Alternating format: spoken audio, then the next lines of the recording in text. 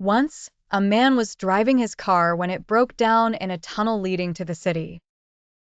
He got out to fix the flat tire, and as he stood behind the car to retrieve the spare, a speeding vehicle crashed into him from behind.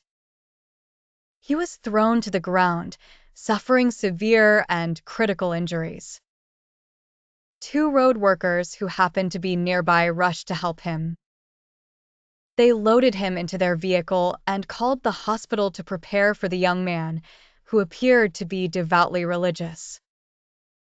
As they transported him to the hospital, the young man, despite his pain and the imminent threat of death, was murmuring and reciting verses from the Quran.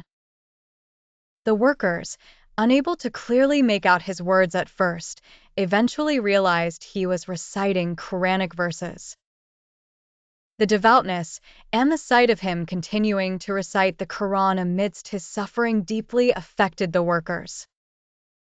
As they approached the hospital, the young man's voice gradually faded.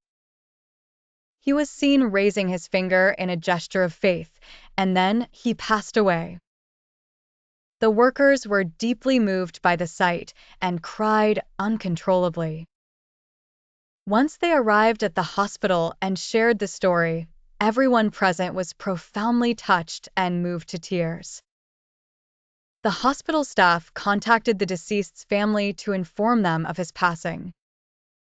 His brother, overwhelmed by the news, shared the deceased's life story.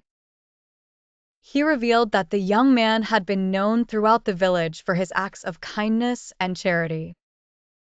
The young man's death, and the manner in which he embraced the end with faith and devotion, served as a poignant lesson and inspiration to many.